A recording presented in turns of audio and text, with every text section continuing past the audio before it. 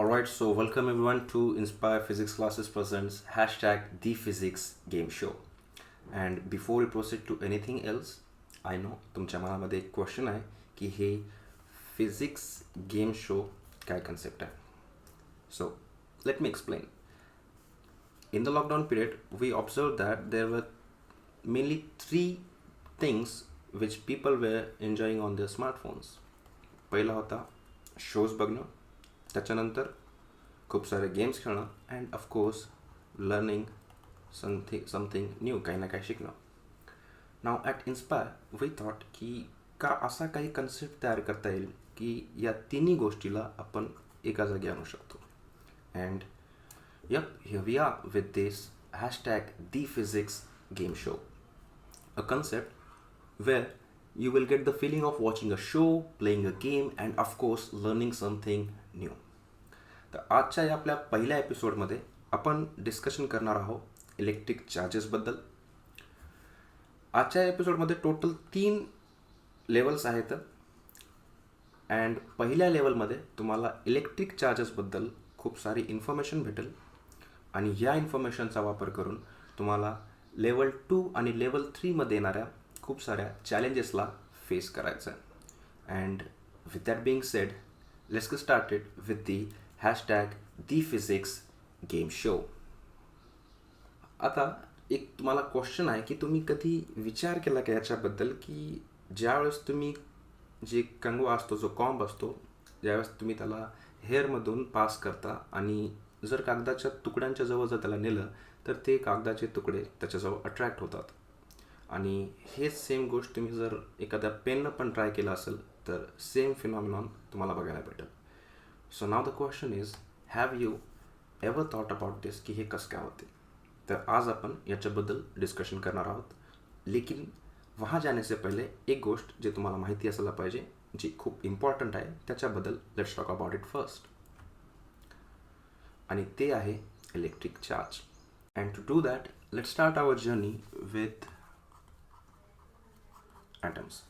C, because जेवढ्या पण गोष्टी आहेत युनिवर्समध्ये ह्या सगळ्या ॲटम्सनी बनलेल्या आहेत.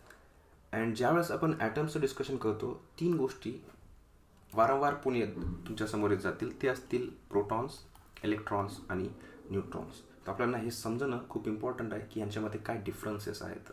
अँड पहिला आपण डिफरन्स त्यांच्याबद्दल डिस्कशन करणार आहे ते त्यांच्या मासमध्ये.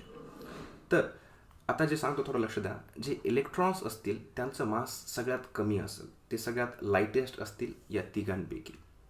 जर आपण प्रोटॉनबद्दल विचार केला तर जवळजवळ 1800 पटीनं प्रोटॉनचं मास जास्त असते इलेक्ट्रॉनपेक्षा. ठीक आहे, तर ही गोष्ट सगळ्यांनी लक्षात ठेवा. प्रोटॉनचं मास इलेक्ट्रॉनच्या मासपेक्षा जवळजवळ 1800 पटीनं जास्त असते. अँड जर आपण न्यूट्रॉनचं मास विचारलं तर न्यूट्रॉनचं मास प्रोटॉनपेक्षा जस्ट स्लाइटली जास्त असणार आहे. So neutron has slightly more mass than proton. आणि तुम्ही सगळ्यांचे मासेस इथं एक्झॅक्ट चेक करू शकता पाहिजे असतील तर. तर सांगायचा तात्पर्य हाच की ॲटम्समध्ये 3 गोष्टी आहेत, प्रोटॉन्स, इलेक्ट्रॉन्स आणि न्यूट्रॉन्स. आणि सगळ्यात जो लाईटेस्ट असणार आहे तो असणार आहे इलेक्ट्रॉन. त्याच्यापेक्षा जवळजवळ 1800 पटीनं हेवी असणार आहे प्रोटॉन. अँड त्याच्यापेक्षा स्लाइटली हेवी असणार आहे न्यूट्रॉन. ग्रेट. तर आता आपण डिस्कशन केलं त्याच्या मासबद्दल. नाव लेट्स टॉक अबाउट अजून एक जी इम्पॉर्टंट गोष्ट आहे आणि जी आपण त्याच्याबद्दल डिस्कशन करणार आहात ते त्यांच्या चार्जमधील काय डिफरन्स आहे. So let's talk about it. सगळ्यांना ही माहितीच आहेत. जे 3 गोष्टी मी फटाफट सांगून टाकेल ते हे की प्रोटॉनवर पॉझिटिव्ह चार्ज असतो, इलेक्ट्रॉनवर निगेटिव्ह चार्ज असतो आणि न्यूट्रॉनवर ना पॉझिटिव्ह चार्ज असतो नाही निगेटिव्ह चार्ज असतो. त्यांच्याजवळ कोणताही चार्ज राहत नाही. त्याच्यासाठी neutron has no net charge. Great, so far so good. आता एक इंटरेस्टिंग गोष्ट सांगतो आणि त्याच्याकडे थोडंसं लक्ष द्या. जे प्रोटॉन आणि इलेक्ट्रॉनबद्दल आपण डिस्कशन करत होतो त्यांच्या मासेसबद्दल बघितलं आपण की प्रोटॉन हा हेवी आहे. But the interesting fact is जे दोघांवर जे चार्ज आहे, प्रोटॉनवरचा चार्ज आणि इलेक्ट्रॉनवरचा charge, keep this thing in your mind, हे दोन्ही चार्जेस सेम असतील. आणि ते किती असतात ते पहिल्यांदा बघूया आपण. तर पहिली गोष्ट सगळ्यांनी हे लक्षात ठेवा की प्रोटॉन आणि इलेक्ट्रॉनचे मासेस डिफरंट असतात, लेकिन त्यांच्यावरचे चार्जेस हे इक्वल असतात, सेम असतात. ग्रेट. तर चार्जला आपण डिनोट करतो क्यूनं and if I write something like this QP, तर समजून घ्या हे आहे चार्ज ऑन प्रोटॉन. त्याच्यानंतर QE मतलब चार्ज ऑन इलेक्ट्रॉन. आणि हे दोन्ही चार्जेस सेम असतील आणि यांची व्हॅल्यू सगळ्यांना लक्षात ठेवायची आहे, कारण हे लेवल 2मध्ये आपण वापरणारा ते असणार आहे 1.6 × 10⁻⁻19 कुलम. लक्षात ठेवा, कुलम हे चार्जचं युनिट आहे. बढिया. ना हे सगळं डिस्कशन झाल्याच्या नंतर आता 2 इम्पॉर्टंट गोष्टी आहेत ज्यांच्याबद्दल आपण डिस्कशन करणार, आणि ते 2 स्टेट्स काय आहेत ते बघूया. एक आहे इलेक्ट्रिकली न्यूट्रल असणं आणि एक आहे इलेक्ट्रिकली चार्ज असणं. हे समजण्यासाठी मी एक एक्झाम्पल घेतो. लेट अस अज्युम माझ्याजवळ 2 ॲटम्स आहेत, ॲटम A आणि ॲटम B, आणि ह्याच्यामध्ये अज्युम करूया की 10 प्रोटॉन्स आहेत आणि 10 इलेक्ट्रॉन्स आहेत, आणि ॲटम Bमध्ये 10 प्रोटॉन आहेत लेकिन 11 इलेक्ट्रॉन्स आहेत. तर पहिली गोष्ट जर तुम्ही ऑब्झर्व करशाल की Aमध्ये प्रोटॉनची संख्या आणि इलेक्ट्रॉनची संख्या, प्रोटॉन आणि इलेक्ट्रॉनची संख्या सेम आहे. तर जर असा एखादा ॲटम असेल ज्याच्यामध्ये प्रोटॉन आणि इलेक्ट्रॉनची संख्या सेम असेल तर त्याला आपण म्हणतो इलेक्ट्रिकली न्यूट्रल. आणि जर प्रोटॉन आणि इलेक्ट्रॉनची संख्या सेम नसेल तर त्याला आपण म्हणतो इलेक्ट्रिकली चार्ज. जसे की तुम्ही इथं बघू शकता, ॲटम B हा इलेक्ट्रिकली चार्ज्ड आहे आणि ॲटम A हा इलेक्ट्रिकली न्यूट्रल आहे. आय होप हे सगळ्यांना समजलं असेल. ग्रेट. आता तुमच्या मनामध्ये एक क्वेश्चन यायला पाहिजे की प्रोटॉन आणि इलेक्ट्रॉनची संख्या जर सेम नसेल तर तिथं टोटल 2 पॉसिबिलिटीज आहेत. पहिली पॉसिबिलिटी हे की जे इलेक्ट्रॉनची संख्या असेल ते प्रोटॉनच्या संख्येपेक्षा जास्त असू शकते, आणि दुसरी पॉसिबिलिटी हे आहे की इलेक्ट्रॉनची संख्या प्रोटॉनच्या संख्येपेक्षा कमी असू शकते. आणि ह्याच्यावरून पुन्हा आपण आता 2 टाईप बघणार आहोत. So let's see.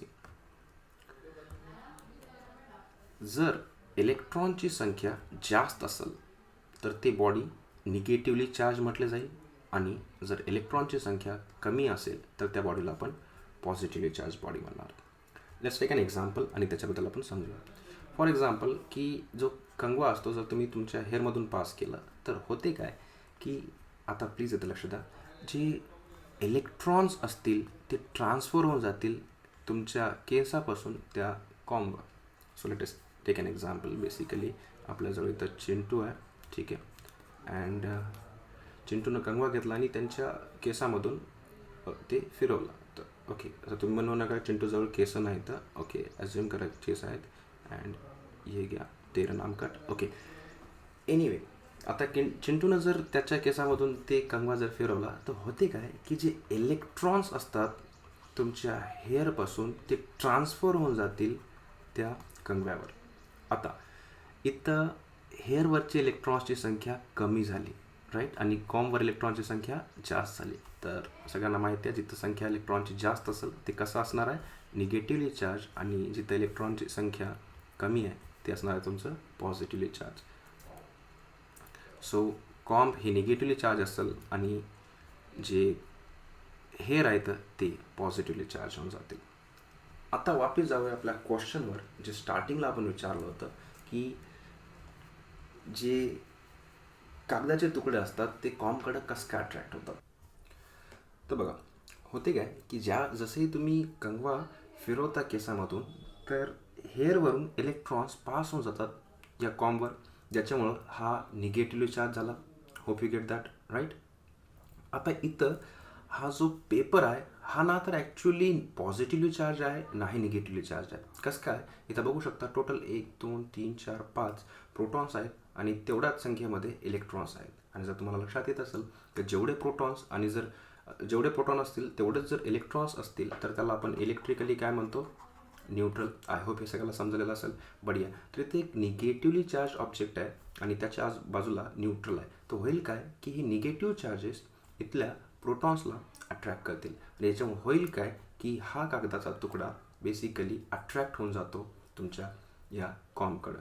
So I hope ह्याचं एक्सप्लेनेशन सगळ्याला समजलं असेल की असं का होते. तर keep this thing in mind. Paper ना पॉझिटिव्हली चार्ज असतो नाही निगेटिव्हली चार्ज असतो, तो ॲक्च्युली न्यूट्रल असतो. आणि कॉमसुद्धा पण इलेक्ट्रिकली न्यूट्रल असतो अगोदर, बट जसंही तुम्ही त्याला केसामधून फिरवता तर इलेक्ट्रॉन्स ट्रान्सफर होऊन जातात तुमच्या केसामधून त्या कॉमवर, आणि ज्याच्यामुळे होईल काय की हा निगेटिव्हली चार्ज होतो आणि ह्या पॉझिटिव्ह चार्जेसला अट्रॅक्ट केल्यामुळं तो बेसिकली कागदाचा तुकडा इथं अट्रॅक्ट होतो.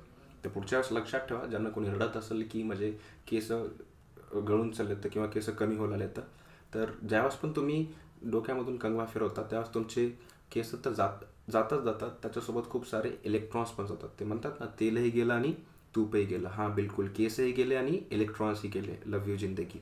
न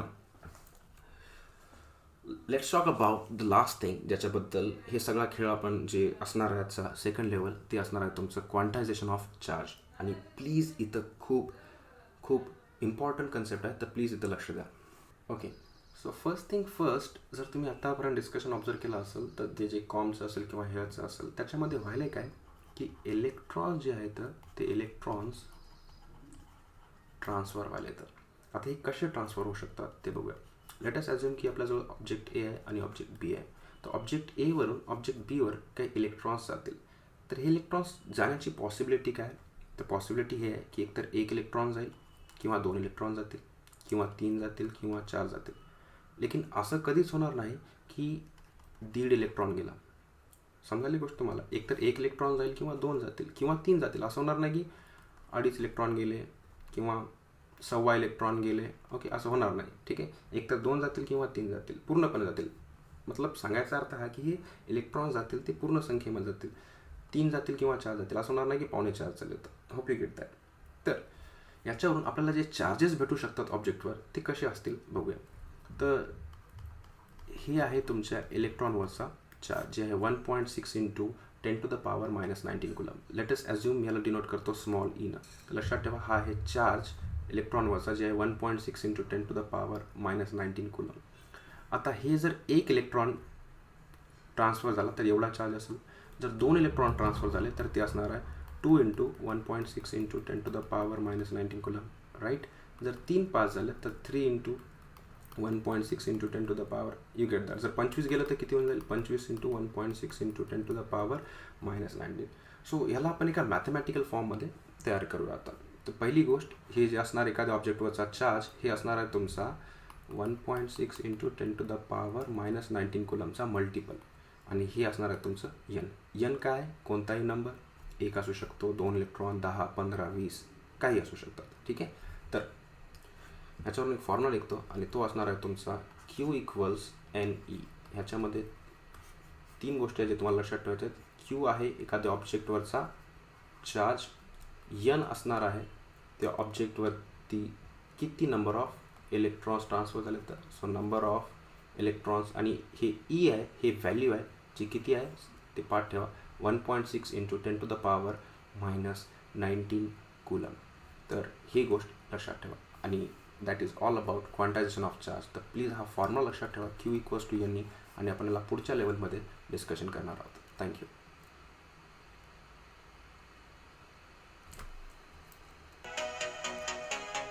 नॉलेज आपके पास होना अलग बात है और नॉलेज का यूज करना अलग बात है. अगर आपको लगता है कि आपको लेवल 1 की सभी बातें समझ आ चुकी है तो तैयार हो जाइए लेवल 2 में जाने के लिए, जहां आपको अलग अलग चैलेंजेस का सामना करना होगा. और द बेस्ट